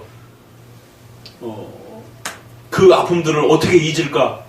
기도 당연히 해야 되지만 그 과정 속에서 뭐 이제 성도가 없으니까 신방할 사람도 없고 그러니까 도서관에 앉아서 책만 보게 되는 거예요. 그때 석사 공부 부분들을 기초 부분들을 다 마스터를 한 거예요. 그래가지고 석사를 막상 진입했을 때는 오히려 논문이라든가 이런 걸 굉장히 빨리 끝냈어요. 그러니까 그런 어떤 쓴 고통의 시간이 없었으면 그냥 성도들 신방하러 다니기 바쁘고 막 이럴 수밖에 없잖아요. 목회를 또 하는 목회자 입장에서는. 그러다 보니까 하나님이 쓴 시간들을 이렇게 주시는 겁니다. 다른 부분에 좀 더 집중할 수 있도록. 참 단시간을 좀 주시면서 하면 참 좋을 텐데 인간의 이 본성의 이 죄악성 때문에 그 단맛을 이렇게 보면서는 그 집중력이 좀 이렇게 떨어져요. 그러니까 쓴맛을 볼 때 인간은 좀 더 집중력이 세집니다. 그래서 뭔가 여러분이 사회생활하고 이런 데서도 아주 그 열악한 어떤 환경에 이렇게 딱 실패라든가 어떤 그런 환경에 직면함으로 인해서 자신을 강하게 쪼으면서 훨씬 더 이렇게 도약할 수 있는 어떤 그런 계기가 되잖아요. 그러니까 그런 어떤 인생의 신비로운 하나님의 성장시키시는, 인간을 성장시키는 하나님의 아주 놀라운 방식들이 있단 말이에요. 그래서 10% 20%는 보편적 상식적 열매가 주어짐에도 불구하고 1, 20%는 또 특별하게 하나님이 차단시키기도 하고 그 열매를 좀 더 보류시키기도 하시고 다양한 이러한 또 방식들이 있는 거예요. 그래서 마음으로 자기의 길을 충분히 계획하고 준비하면서 사셔요. 그러면 보편적으로 하나님이 그 혜택을 얻게 해주십니다. 그러나 또 때로는 예기치 않는 방식으로 또 그렇게 우회해 가기도 하고 잠깐 스톱했다가 가기도 하고. 왜? 너무 또 돌진하다 보면 체력도 소진되게 되고 주변 사람들을 돌아보지 못하는 또 어떤 몰입 현상이 너무 과해지게 되면 하나님이 일부러 또 이렇게 조금 천천히 갈 수 있도록 스톱을 우리 삶에 스톱을 시켜주십니다. 어떻게 해요? 스톱을 시킬까요? 다리 몽둥이 어디 부러진다든가, 뭐 갑자기 질병이 생긴다든가 그러면 중환자실이나 병원에 누워서 아무것도 할 수 없는 시간 속에서 오로지 묵상만 하고 성경만 보면서 뭔가 이 삶을 이렇게 좀 쉴 수 있는 시간들을 다양한 방식으로 갖게 하셔요. 그러니까 그래서 우리 삶에 찾아오는 중간중간에 텀과 어떤 그 아픔의 시간들, 눈물의 어떤 시간들을 결코 그렇게 나쁘게만 볼 필요가 없다라는 겁니다. 그러한 그 텀의 시간들을 통해서 우리는 예기치 못했고 더 깊은 생각들을 하게 되고 더 깊은 통찰력들을 얻게 되고 성경과 일반 삶 전체에서 깊은 통찰력들을 얻게 되면 다음 단계를 도약할 수 있는 어마어마한 또 이 발판들을 마련해 가게 된다는 거죠. 그래갖고 저도 한 3년 그냥 한 5, 6시간을 그냥 책만 보고 또 그러다 조금 또 이렇게 진행하다가 갑자기 또 브레이크가 딱 걸려가지고 그때는 이제 신학 공부 많이 했으니까 성경 좀 읽어야 되겠다 이래가지고는 그래서 우리 성도들하고 그때 이렇게 그 우리 카페에 보면 광고가 있어요. 한번 이렇게 찾아보면 히브리어 헬라어를 단편적으로 이렇게 그 공부하면서 신학 공부를 하면서 이렇게 이제 공부는 했지만 성경을 읽는데 좀 한번 써봐야 되겠다 이래가지고는 신구약을 이제 통째로 원문으로 읽기 시작을 했어요. 3년이 걸렸어요. 하루에 한 18시간. 그러니까 밥 먹고 그냥 눈 뜨면 그냥 성경만 읽는 것입니다. 할 게 없으니까. 여기는 뭐 알아서 잘 잘하고 있으니까 그냥 내비두고 그냥 열심히 성경만 읽어본 거예요. 그래서 한번 원문을 도전해봐야 되겠다. 그런데 이게 이제 숙달이 아직 안 된 상태에서 이제 이렇게 읽으면서 숙달을 시키다 보니까 시간이 굉장히 많이 걸리더라고요. 그래서 한 3년 이렇게 고막 아주 10시간 이상씩 읽은데도 3년이 걸리더라고요. 그렇게 해서 제 평생에 원문으로 성경을 통째로 다 한번 이렇게 읽어보는 귀한 시간들을 갖게 됐습니다. 그렇지 않으면 목회자도 바빠가지고 실제로 성경을 이렇게 집중해서 읽을 수 있는 시간도 없는데 더더구나 신학자이기 때문에 원문으로서 이렇게 좀 성경을 깊이 봐야 되는데 그것도 설교하기 위해서 뭐 부분적으로는 이렇게 볼 수는 있지만 전체를 이렇게 통째로 보고 이렇게 전체 안에서 사고할 수 있는 힘을 길러야 되는데 그건 저에게 있어서 목회자로서 아주 중요한 원천이 된 겁니다. 평생에. 그렇지 않겠어요? 우리가 이 성경 좀 읽어봤어? 어디 가서 읽었다 얘기하지 마. 한 10번 통독했는데요. 뭘로? 한글로? 에이, 어디 한글로 10번 읽은 걸 가지고 내밀어. 이 신학자들도 성경을 원전으로 통독한 분이 쉽지 않나요? 그리고 난 다음에 이제 라틴어로 이렇게 이제 또 한번 쭉 통독을 하다가 신약은 통독을 했는데 이제 구약을 통독하던 과정 중에 중간쯤에 이제 성도들이 갑자기 막 몰려오기 시작해가지고 또 신방하고 또 막 이러다 보니까 진도가 중단된 지가 지금 몇 년째 안 나가고 있어요. 이게 집중력이 이렇게 떨어지는 것이에요. 그러니까 참 그 하나님의 이렇게 쓴맛을 통해서 집중력을 높여주시는 이런 부분들이 저에게도 참 큰 인생의 소중한 시간이었던 거고 그게 목회를 하는 데 있어서 우리 특별히 개혁파 강해 설교를 하는 데 있어서 큰 자산이 되는 것처럼 우리 성도들에게 있어서도 마음으로 계획하고 준비하는 방식이 같이 가고 그러면서도 여호와께서 그 걸음을 인도하시면서 또 하나님이 필요하시다라면 그 걸음을 확 또 틀어 제키는 것이에요. 또 확 중단을 시키기도 하는 것이에요. 그래서 목사님도 생애지만 목사님도 2번이나 죽을 고비를 이렇게 겪기도 했고 그러다 또 다시 회복이 되고 또 우리 두 아이가 목회를 시작하자마자 얼마 안 돼가지고 세상에 애들이 둘 다 맹장 수술을 하게 되는 막 가뜩이나 어려운 시절에 그냥 둘이나 맹장 수술을 또 하나님이 더 보호해 주셔야 되는 거 아니에요? 근데 맹장 수술을 해서 그런 어려움들이 또 스톱이 되어지는. 그러니까 가고자 하는 계획을 세워야 합니다. 그렇지만 또 갑자기 길이 확 틀어지기도 하는 거예요. 그럼 그 틀어진 계획을 맞춰서 또 원망하지 마시고 또 잘 또 대처해 가면서 대처해야 될 때가 있고 계획해야 하는 대로 또 살아가야 될 때가 있고 이렇게 16장은 섭리적 삶을 아주 절묘하게 어느 쪽도 버리지 않고 마음으로 자기의 길을 열심히 계획할지라도 이건 부정적 표현이 아니고 이거를 오순절에서 부정적으로 하게 되면 병원 가지 말아라, 학교 가지 말아라, 인생 계획 세우지 말아라, 미래 준비하지 말아라. 그냥 기도만 하면서 하나님이 인도하시는 대로 살아야지. 이 본문을 그렇게도 부흥사들에 의해서 악용이 되어질 수도 있습니다. 이게 충분히. 개혁파적 관점에서 봐야만이 이게 일반은 총안에서 우리 마음으로 열심히 또 그렇게 올바른 십계명의 원칙 안에서 계획하는 겁니다. 그러나 그 최종적 결과가 90%그 보편적인 열매로 주어질지 아니면 또 1, 20% 예상치 않은 방식으로 우회하는 방식으로 또 그렇게 주어질지 그건 최종적으로 또 하나님께 맡기고 살아가시라는 것이. 19장 21절 읽어봅니다. 사람의 마음에는 많은 계획이 있어도 오직 여호와의 뜻이 완전히 서리라. 이런 것도 동일한 표현이죠. 많은 계획들을 하셔요. 많은 계획을 결코 성경에서 부정하거나 비판하지 않습니다. 하나님을 배제한 상태로 이것저것 궁리하는 것, 그런 거를 비판하는 것이지 십계명을 의지하면서 많은 계획들을 세우는 것은 성경이 적극적으로 추천하고 칭찬하는 것입니다. 잠언서에서의 적어도 많은 계획이란 그런 걸 일단 또 어느 정도 전제하고 나는 표현이에요. 그런 많은 계획들을 진행해 가면서도 또 역시 하나님의 최종적 뜻이 그렇게 섭리적 뜻이 집행이 되어져 가는 방식으로 또 그렇게 같이 이렇게 가는 거예요. 그래서 섭리를 세 가지 방식으로 하나님이 어떻게 통치한다고요? 외우셔야 됩니다. 신학적으로는 보존, 협력, 통치. 보존은 창조 질서 그 자체로 지켜가는 겁니다. 중력의 법칙을 어기게 되면 목사님도 성도가 다 죽는 거예요. 옥상에서 뛰어내리면 다 죽는 겁니다. 예외가 없어요. 창조 질서는 그대로 보존되어야 되는 겁니다. 협력, 통치는 좀 전에 말씀드렸던 기적과 같은 그런 방식으로 하나님이 개입하셔서 직접 개입하셔서 길을 막으시고 우회시키시는 방식.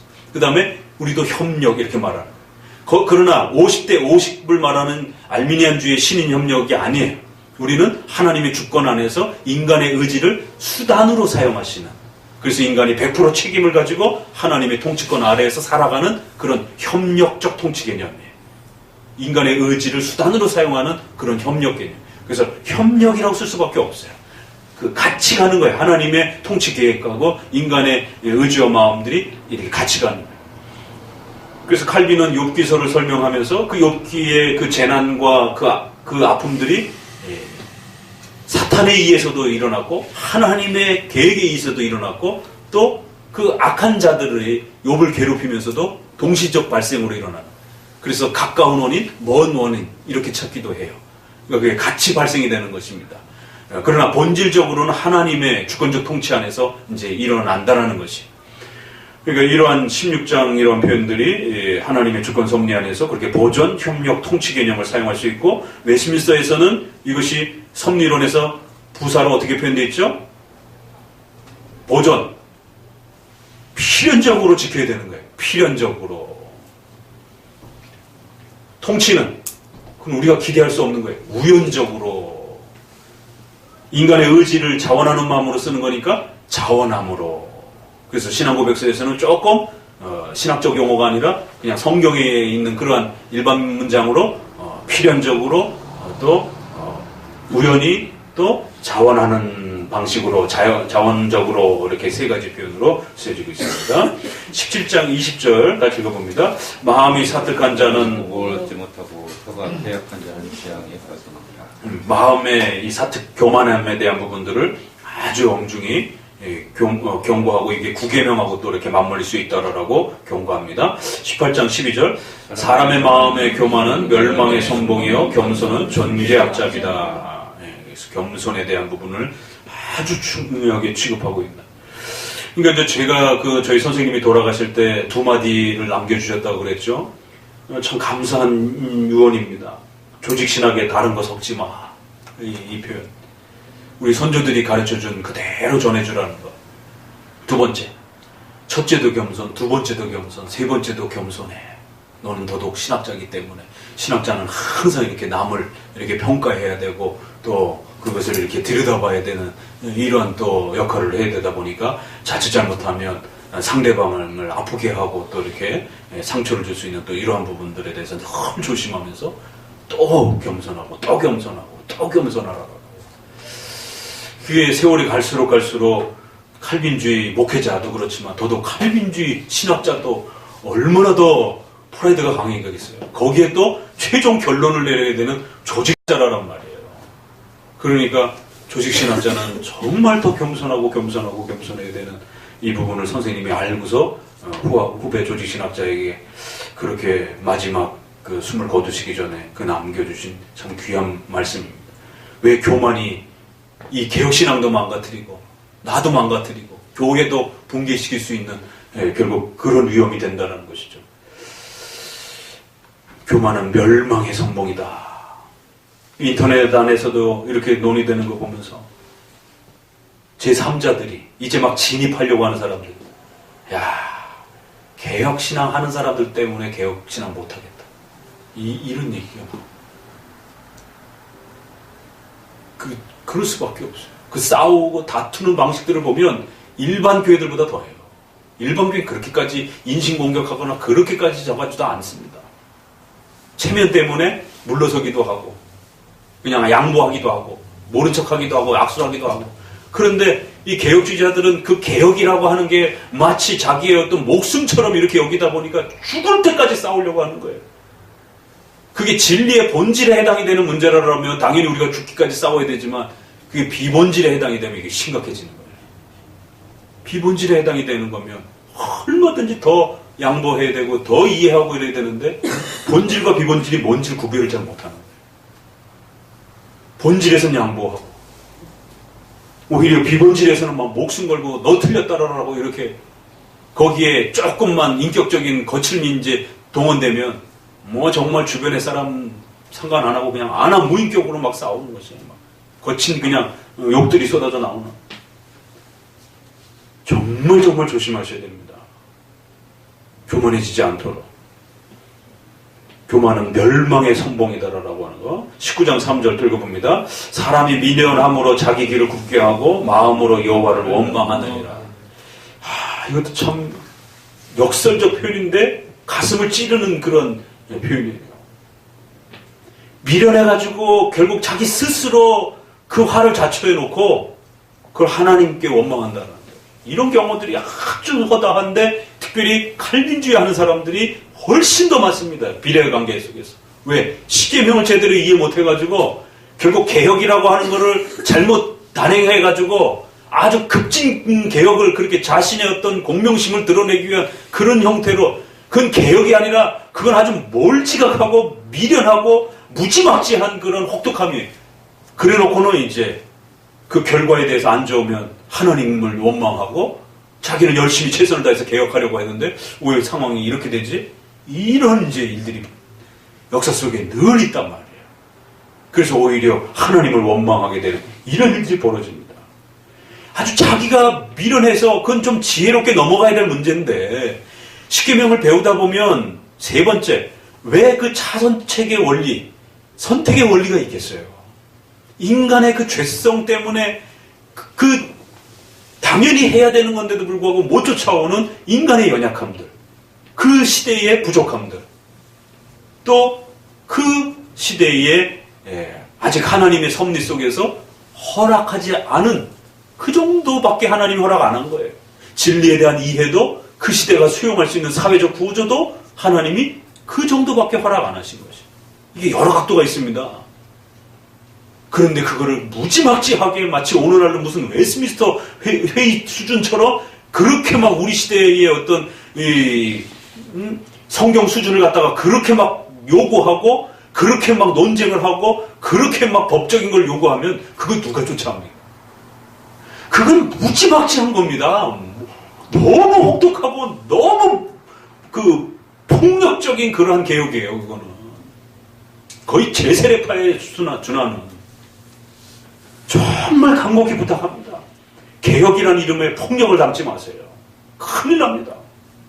우리는 웨스민스터 같은 수준이 아니에요. 지금이 걸음마 단계입니다. 지금 우리 지금 한국의 개혁신앙을 지금 받아들이고 이해하는 수준은 오죽하면 지금 목사님이 웨스민스터 표준문서 5개를 가다듬어 가지고 130년 만에 지금 이 작업을 하고 있는 말이에요. 걸음마 단계라는 거예요. 지금 우리는. 그런데 인터넷에서 논의되는 수준을 보게 되면 뭐 본인들이 다 웨스민스터 총회에 참석하 있는 그런 이제 뭐 성도고 목사님도 다 마찬가지예요. 그래서 뭐 능동순종이 어떻고 수동순종이 어떻고 이야 타락전 선택이 어떻고 후선택이 어떻고 전천년이 어떻고 무천년이 어떻고 이야, 이렇게 성도들이 신학이 깊은가 할 정도로. 그런데 조직신학자가 들여다보면 뭐 어디서 주워다가 막 갖다 꿰맞췄는데 앞뒤도 안 맞고 내용도 안 맞고 막 인용도 다 틀리고 막 엉망진창인 그런 그 편집들이 그냥 막 반은 맞고 반은 틀리고 막. 지금은 그런 시대가 아니라 하나님이 우리에게 진리를 열어준 건 요 정도예요. 그러면 많이 부족한 사람들에 대해서 이해하는 겁니다. 웨스민스터 시대라면 좀 더 강하게 교회법도 높은 수준으로 끌어올렸고 거기에 준해서 요구하고 웨스민스터 정치모범에서 시험 보세요. 그 시험 기준으로 오늘날의 개혁계 목회자들 갖다 기준되면 다 나옵니다. 99%가 나고예요. 원전으로 시험 보고 라틴어로 신학 논문의 어느 부분을 물어보고 거기에 대해서 논쟁해보라고 하고 그 누가 통과할 수 있겠어요? 신학자인 저도 겨우 걸어가고 있는데 오죽하면 신학자인 저도 원전을 그런 아픔의 시간들을 통해서 겨우 통독을 그저 한 번 했는데 원전 통독한 목회자 한 번 나와보라 그럴까요? 개혁계 하면서 0.1%도 못 나옵니다. 교만하면 안 돼요. 지나치면 안 돼요. 너무 과격한 개혁을 드라이브를 걸면 안 됩니다. 어디다 대고 뭐 신약의 헬라가 어떻고 구약의 히브리어가 어떻고 겸손해야 되는 거예요. 목회자도 그러고 신학자도 목회자도 하물며 그런데 일반 성도들이 그걸 본인이 알아서 한 거겠어요? 누가 떠든 얘기를 빌려다가 그냥 하는 것뿐인 것이지. 진짜 따져볼까요? 그 말의 그 내용들을? 그러면 안 되는 겁니다. 연약한 분들을 이해해드리고 고려해드리고 그래도 소요리 문답에 관심을 가져주는 거에 대해서 너무너무 감사히 여기고 한 걸음씩 기다려가면서 그 개혁신앙으로 들어올 수 있도록. 아니 개혁신앙 하는 사람 때문에 개혁신앙 하기 싫다라고 하면 그건 끝장난 겁니다. 할 말이 없어지는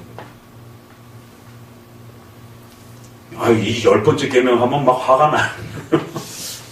우리 스스로 다 반성을 해야 됩니다.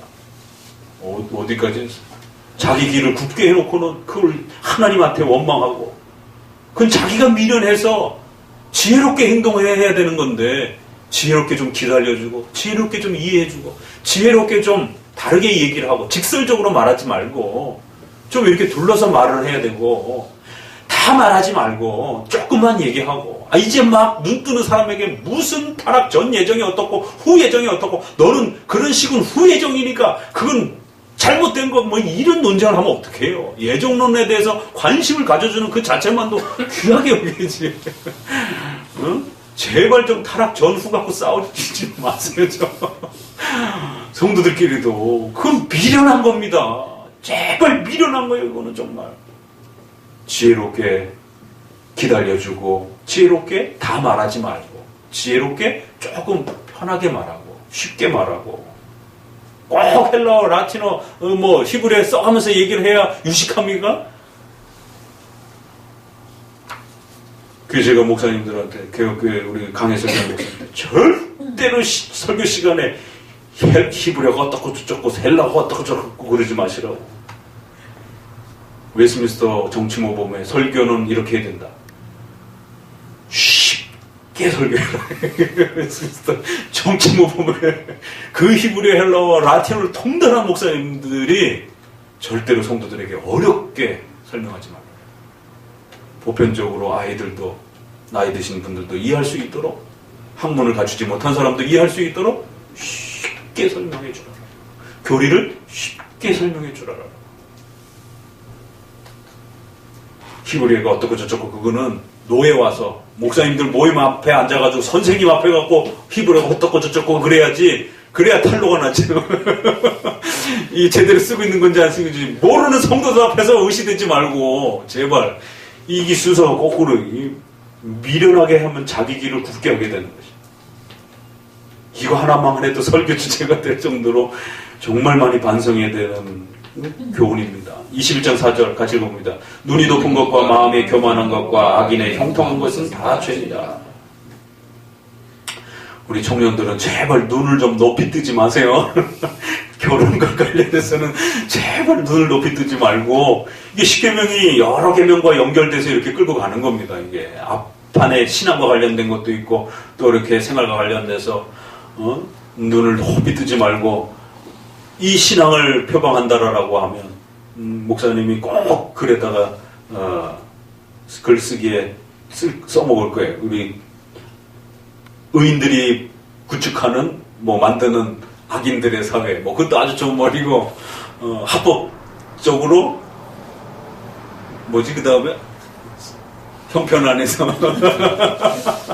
그것도 아주 좋은 말이에요. 그러니까 제발 합법적인 선을 넘어가면 눈을 높게 뜨지 말고 주어진 형편 안에서 찾으세요. 그래야 하나님의 뜻입니다. 그게 눈을 낮추면 많이 보이고 눈을 높이면 후보가 없어질 수 있는 일이 벌어져요. 자, 21장 10절 같이 읽어봅니다. 악인의 마음은 남의 재앙을 원하니 그 이웃도 그 앞에서 은혜를 입지 못하고, 거만한 자가 벌을 받으면 어리석은 자는 경성하기, 지혜로운 자가 교훈을 받으면 지식이 더하리라. 참 못된 마음이죠. 악인의 마음은 남의 재앙을 원하고 남이 미끄러지기를 원하고, 그래서 그 이웃조차도, 친한 사람들조차도 그 옆에서 은혜를 입지 못하고, 이러한 그 교만한 마음과 나쁜 마음들이 우리의 삶 전체를 망가뜨리는 이런 부분들 다시 한번 경고를 합니다. 29장 23절, 사람이 교만하면 낮아지게 되고 마음이 겸손하면 영예를 얻으리라. 앞에 그 부분하고 또 비슷하죠. 16장 18절도 비슷하네요. 교만은 패망의 선봉이요 넘어짐의 앞잡이니라. 그 유명하게 그 암송 구절이죠. 패망의 선봉이다라고 하는, 넘어짐의 앞잡이다라. 아주 얼마나 센 강조 표현입니까? 이런 부분들은. 23장 7절, 대저 그 마음의 생각이 어떠하면 그 위인도 그러한즉 그가 너더러 먹고 마시라 할지라도 그 마음은 너와 함께하지 아니함이라. 이런 말씀도 아주 깊이 좀 많이 묵상해야 되는 표현이에요. 굉장히 어려운 표현입니다. 이런 부분. 각 사람의 마음이 인간의 아주 본질을 정확하게 꿰뚫고 하나님이 인간의 특성을 설명해가는 방식들입니다. 사람은 그 마음의 생각이 어떠하느냐에 따라 그 사람의 인품과 그의 행동과 그의 방향성이 만들어진다. 이것을 좋은 의도로 생각하게 되면 좋은 마음과 좋은 그런 비전과 꿈을 품고 이렇게 살아가는 사람들은 그렇게 또 지금 당장은 없어도 그렇게 또 이게 열매가 맺어질 수 있어요. 왜? 10번째 계명 자체가 꿈과 비전을 노력해서 얻으라라고 하는 그 하나님의 섭리법칙이니까. 근데 또 이게 나쁜 쪽으로 또 쓰여지게 되면 역시 이건 동일한 인간의 본성의 습성을 말하는 거라, 그 마음의 나쁜 생각과 어리석은 생각을 가지고 이렇게 살아가게 되면 여전히 그의 인품도 그대로 나타난다는 거예요. 그래서 여러분들이 주변 사람과 너더러 먹고 마시라 할지라도 아무리 좋은 어떤 형편으로 여러분에게 뭔가 기회를 제공하는 것 같아도 평소에 그의 인품과 그의 생각과 행동들을 잘 고려해서 판단하셔야 된다. 이 사기 잘 당하는 사람들이 바로 이제 이런 거에 훈련이 부족해서 그러죠. 사람의 마음에 생각이 어떠하면 그 인물도 실제로 그렇다라는 거예요.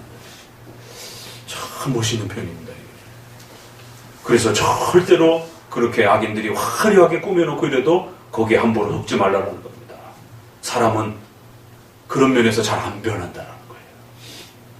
그렇게 행동하고 그렇게 생각하면서 말했던 사람이 어느 날 갑자기 막 성인 군자처럼 이렇게 뒤바뀌는 게 쉽지 않다라는 겁니다. 그래서 평상시에 그의 말과 그의 행동과 또 그의 생각들을 이렇게 들어보는 게 그렇게 중요하다는 겁니다. 이게 인간의 본성상 이게 맞물려 있다라는 거예요. 이런 부분들이. 그래서 우리 청년들이 배우자를 선택할 때 첫 번째는 신앙이고 두 번째는 인품에 대한 테스트를 서로가 교회 안에서 잘 이렇게 살피시라는 거예요. 그래서 대화해보고 그의 인품을 본인이 그 정도를 소화하고 수용할 수 있다라고 하면 이제 이렇게 배우자로 선택을 하는 것입니다. 자, 23장 17절, 내 마음으로 죄인의 형통을 부러워하지 말고 항상 여호와를 경외하라. 그러니까 이것도 섭리법칙 때문에 그래요. 하나님이 잠깐 보류하고 우회시켜버리게 되면 우리 마음은 막 안달이 납니다. 그래서 지금 당장의 어떤 결과와 열매들을 못 갖는 것에 대해서 굉장히 불안해지게 되고, 그 부분에 대해서 악인들이 이렇게 잘 되는 것에 대해서 결국 마음이 흔들려지게 되고, 결국 하나님의 십계명의 뜻보다는 불의한 방법으로 그 길을 쫓아가려고 이제 마음이 흔들리게 되는 거죠. 24장 12절 내가 말하기를 나는 그것을 알지 못하였노라 할지라도 마음을 저울질하 시는 이가 어찌 통찰하리요. 내 영혼을 지키신 이가 어찌 알지 못하시겠느냐. 그가 각 사람의 행위대로 보증하시리라. 이것도 참 재밌는 표현이죠.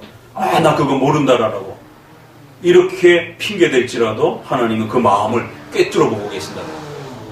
그래서 그 마음이 무슨 생각으로 그렇게 했는지, 무슨 의도로 그렇게 했는지, 하나님은 그 마음의 의도와 생각으로부터 그 과정과 결과, 이 전체를, 그래서 시편이라든가 이런 데 보면 감찰하신다 그러잖아요. 그래서 10번째 계명을 통해서 우리의 성도들의 마음의 이 의도와 의사를 끊임없이 이렇게 조정하는 새로운 의지로 이렇게 끊임없이 훈련하는 훈련들을 하셔야 된다는 거예요. 목사님도 잘 모르고 사람도 잘 모를 수 있어요. 그러나 그 마음속에서 개인이 어떤 의도로 그런 행동들을 하는지 하나님은 그것까지 살펴내신다는 거예요. 좋은 의도로 하려고 덤벼온 건지 나쁜 의도로 접근한 것인지. 목사님도 이렇게 성도들하고 대화를 하고 신학적 질문을 받다 보면 나쁜 의도로 목사님에게 질문을 하는지 좋은 의도로 정말 배우고 싶어서 이렇게 질문을 하는지 목회자도 웬만큼 다 파악이 됩니다. 그래서 먼저 징계할 때도 그 징계받던 친구들이 처음에도 그렇게 자신의 주장을 확인하려고 이렇게 목사님을 이용하려고 이렇게 질문하는 거를 목사님 모를 것 같아요? 다 압니다. 그래도 그냥 연약하니까 그냥 이렇게 품어주고 그냥 기다려주고 그랬던 것이지. 그 말 한마디에 그 질문을 구성하는 방식들 안에 이건 하나의 논리 싸움이기 때문에 목사님이 무슨 초년병 목사도 아니고 이 바닥에서 30년을 개혁파 신앙의 이 논문들을 읽고 했던 사람인데 그 표현과 문장을 구성하는 부분에 있어서 어떤 의도로 질문을 하는지 왜 모르겠어요. 그럼 배우려고 하는 질문과 따져봐서 목사님의 의견이 어떤 것인지를 확인하려고 추적하는 질문하고는 표가 나눕니다.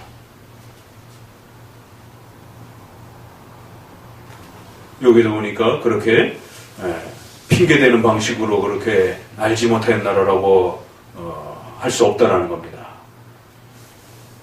목회자도 그게 파악될 정도인데 하나님은 얼마나 더 잘 파악하시겠어요. 24장 17절 내 원수가 넘어질 때에 즐거워하지 말며 그가 엎드러질 때에 마음에 기뻐하지 말라. 이건 또 이제 역설적인 어떤 상황 속에 놓여졌을 때 우리 성도들이 잘 대처해야 하는 또 그런 부분들을 또 권면을 하죠.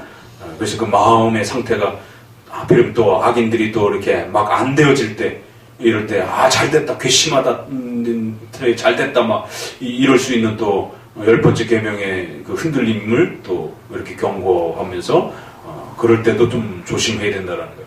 25장 20절 마음이 상한 자에게 노래하는 것은 추운 날에 옷을 벗음 같고 쏘다 위에 초를 부은 같다. 이게 아까 미련한 것과 비슷한 거죠. 지혜로워야 되는데 그 성도들과 주변 사람들의 상황을 고려하지 않고 노래하고 그냥 무조건 좋은 소리만 한다고 해가지고 그게 칭찬은 아니라는 것이.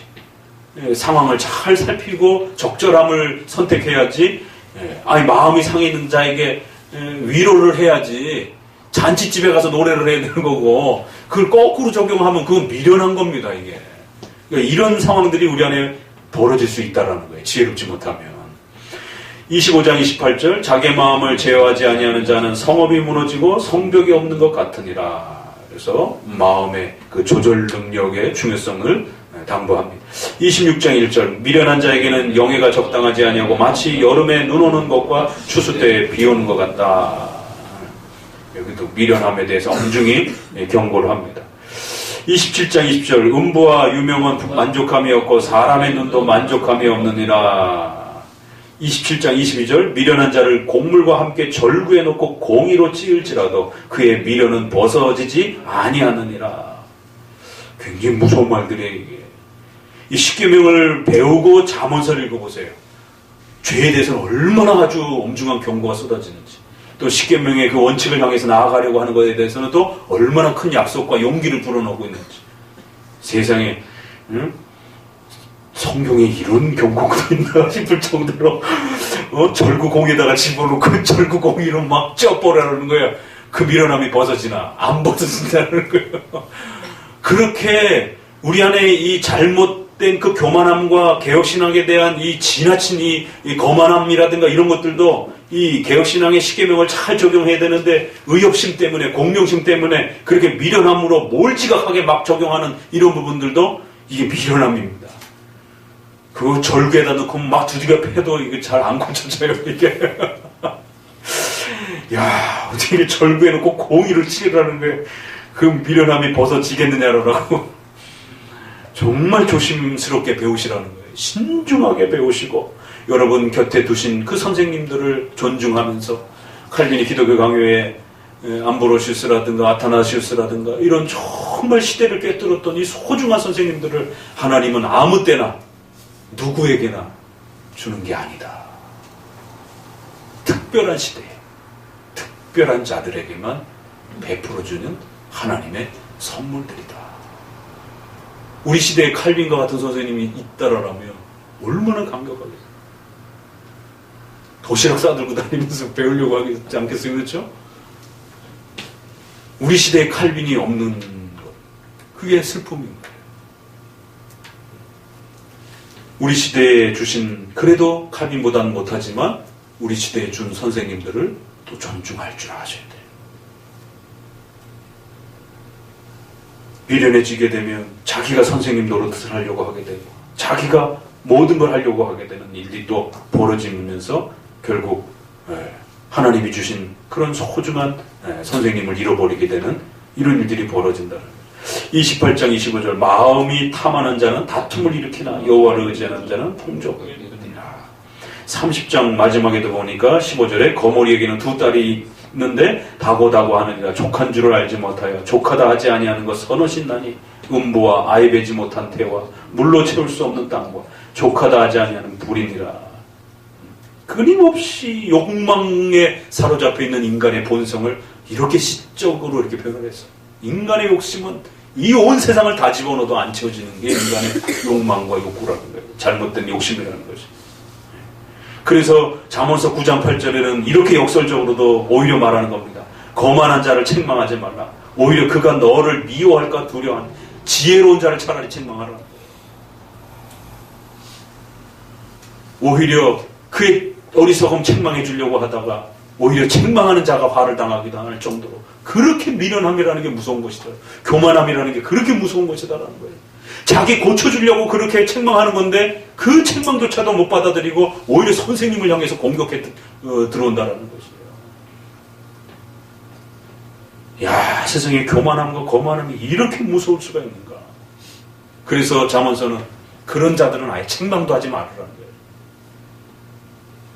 굉장히 무서운 말입니다. 그냥 아예 내버려 두라는 거예요. 정말 배우려고 하는 자들을 책망하라고 이렇게 차라리 그 시간에 그런 시간까지도 아깝다라는 거예요. 이거 잠언서 9장 8절은 마치 전도서와 같은 아주 정말 최고의 그런 책망입니다. 시간도 아까워. 그런 애들한테 책망도 하지도 마. 차라리 그 시간에 잘 듣고 배우려고 하는 애들에게 집중해서 하나님이 소중한 것. 그래서 진주를 개에게 던지지 말라라고 하는 예수님의 이제 이런 아주 역설적인 그런 책망도 이런 구약에 또 이런 또 표현하고 또 유사한 또 내용도 연결되기도 합니다. 자, 아무튼 이렇게 10번째 계명을 우리가 한번 쭉 잠언서를 들여다보면서 특별히 우리 개혁파 신앙을 하는 우리 성도들이 실수할 수 있는 이 교만함과 거만함이라고 하는 10번째 계명이 탐욕에 대한 부분들이 가장 경고하고 있는데 결국 그 탐욕이라는 부분이 지식으로 이렇게 연결되어서 참 그 사탄의 이 공격이라는 게 광명의 천사처럼 그 지식은 우리가 쌓아야 되는 칼빈주의의 가장 중요한 소명입니다. 근데 그 지식을 탐하다가 결국에는 선생님까지 지적받는 이제 이런 일들이 벌어지는 일들이 지금 우리 주변에 막 수두룩하게 지금 막 폭발하고 있는 거예요. 조직신학자가 말을 해도 굿방기도 안 껴요. 그건 적어도 조직신학 안에서 이런 겁니다. 그 얘기는요, 저뿐만 아니라 어느 신학교의 조직신학한테 적어도 우리 개혁주의 하는 루이스 벌콥이나 바빙크를 읽는 조직신학자 누구한테나 가도 다 똑같은 얘기입니다. 왜? 그 교과서에 그렇게 돼 있으니까. 다른 조직신학 교수한테 물어본다면 모르겠지만. 근데 조직신학 교수의 말도 필요 없어요. 그냥 자기가 읽은 게 최고예요. 그냥. 선생님한테도 물어보지도 않아요. 그런 싸움은 이미 벌써 이 문제는 우리가 이만쯤 하고 우리 조직신학 선생님들한테 한번 자문을 구해봅시다. 그렇게 해서 총신대 문병호 교수님한테 다들 페북 친구 그러니까 선생님 이 문제에 대해서 좀 이런 논쟁이 있는데 좀 한마디 해주시면 어떨까요? 합신의 이승우 교수라든가 김병호 교수 계시잖아요. 그럼 이런 능동수종, 수동순종 이런 갈등이 있는데 더더구나 칼빈주의 안에서 이런 지금 좀 혼란이 좀 있으니까 조금 도와주십시오. 그럼 얼마든지 선생님들이 도와주실 수 있는 분들이잖아요. 그러면 그거는 능동순종, 수동순종은 요 정도 논의하고 있는 겁니다. 그 조직신학자들은 기본으로 다 알고 있는 거거든요. 그래서 저도 한마디 한 거고, 그러면 대신교단의 조직신학자이니까, 그러면은, 그 교단에서는, 적어도, 박경영법 조성만 박사님 조직신학에는 이 정도 돼 있습니다. 인제 와서 무슨 신학위원, 합신 신학위원에다가 그걸 자문을 구해보고 한다고 그래요? 아이고. 선생님을 등한시하는 거만함과 교만함들은 결국 자기 스스로를 미련함과 무지함으로 결국 어려움에 빠지게 만듭니다. 10번째 계명을 다시 한번 잘 마음에 새기셔서 특별히 우리 칼빈주의 하는 사람들은 더더욱 이것을 신중하게 생각해야 되고 이 지식의 교만함에 넘어가지 않도록 아주 한 단계 한 단계 개혁주의자가 된다는 게 장로교인이 된다는 게 그렇게 쉽지 않습니다. 소요리 문답을 한 10년 정도는 배우고 익혀야 소리가 나옵니다. 5년 정도 배워가지고도 이게 뭔 말인지 도대체 첫 번째 이게 뭔 말인지 두 번째 이거를 실천하는 삶과 적용되어지는 그 희열 삶으로 적용이 안 되는 거예요. 그러기 위해서는 한 10년까지 끌어올려야 되는 겁니다. 그래서 어려서부터 배운 애들은 20대 들어오면서 바로 그게 적용이 될 수가 있지만 이렇게 중간에 훅 들어온 이제 오늘 우리 시대와 같이 여러분들은 더욱 조심해서 걸음마 하듯이 그렇게 차근차근히 배워가야 되는 겁니다. 함부로 조금 읽었다고 해가지고는 바로 그거를 이렇게 이게 이거구나 이런 식으로 기준을 잡아버리게 되면 나중에 그게 그 기준이 아니었던 걸 깨닫게 돼요. 그럼 자기 삶 전체를 수정을 해야 됩니다. 이게. 그렇기 때문에 이게 기준이구나 이렇게 던지지 마시고 그걸 반드시 선생님에게 가지고 와서 제가 보니까 요 기준이 이 주제와 관련해서 이 정도인 것 같은데 이게 맞습니까? 제가 이해한 게 맞습니까? 제가 표현하는 게 맞는 표현 방식입니까? 그러면 제가 이렇게 이해한 기준대로 제가 살아도 되는 겁니까? 이런 확인 과정들이 계속 거쳐져야 돼요. 7계명, 8계명, 9계명, 8계명 돈에 대한 이런 부분들 돈을 어떻게 벌어야 될 것인가? 어떻게 저축하고 투자해 갈 것인가? 어떻게 결혼의 과정들을 거쳐가야 될 것인가? 목사님하고 둘이 교제하는 순간부터 의논하면서 어떻게 교제해야 되는지 어떻게 데이트 코스를 잡아야 되는지 하나하나씩을 같이 고민하면서 나누면서 그렇게 걸어가야 됩니다. 당장 7계명에 입각해서 데이트에 있어서 그럼 우리 개혁주의 청년들은 어디까지 스킨십이 허락되는지 이게 이제 심각한 선이 다르단 말이에요. 일반 복음주의하고 선도 다르고 일반 사회의 상식적 선도 다르고 그럼 개혁주의는 어디까지 스킨십이 허락이 되는지 성경에 어디 있어요? 손만 잡아도 된다는 게 있고 팔짱만 끼면 된다는 게 어디 있어요? 성경엔 훨씬 더 세게 이렇게 금지되는 표현처럼 보여지는 부분들도 많고 그러면 지금은 어떻게 되는가? 그럼 결혼 직전까지는 어떻게 되는 것인가? 그럼 소요리 문답에 어디 있어요? 소요리 문답에 없어요. 문자적으로.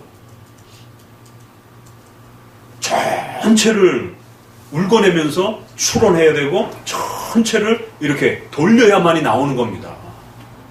문자적으로 한두 구절로 표현되어 있지 않단 말이에요. 아주 세부적인 그런 부분들은. 그래서 그 전체를 알고 있는 목사님과 같이. 그러면 이제 성도들이 가다가 너무 엄격하게 방향을 잡을 수 있단 말이에요. 과격하게. 왜? 개혁이라고 하는 그 의욕이 앞서다 보니. 그러니까 하이퍼 칼빈이처럼 아주 극한 형태로 자기 스스로를 이렇게 금욕주의 형태로 방향성을 잡게 되는 겁니다. 또 어떤 분들은 못 지키겠다 싶으니까 아주 널널하게 그냥 이거는 나한테 안 되지. 왜? 섭리교리는 예외 규정이 있잖아요. 3번에. 그러니까 이 예외 규정을 남용해가지고 나도 어쩔 수 없지 뭐 이러면서 핑계를 대는 거예요. 그럼 이제 널널한 쪽으로 가요.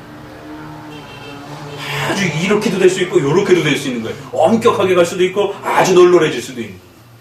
그래서 내가 지금 하려고 하는 방향성이 맞는지 목사님하고 또다시 고민하고 대화해보고 또 같이 기도하고 이러면서 한 걸음 한 걸음씩 그걸 적용해가는 방식에 있어서 훈련해가지 않는다라면 중간에라도 또다시 곤두박질 치는 수 있는 이런 위험성이 늘 발생할 수 있는 너무 좋은 길이기 때문에 이 길에 미끄러질 수 있는 겁니다. 아직 우리가 훈련되어 있지를 못해가지고. 그래서 십계명 마감하면서 다시 한번 좀 이렇게 전체적인 좀 강조를 다시 한번 했는데 10번째 계명과 더불어서도 교만과 또 이 지혜로움을 통한 겸손한 부분들을 또 마음에 깊이 새겨두시기를 바랍니다. 기도합니다. 하나님 감사합니다. 오늘 10번째 계명을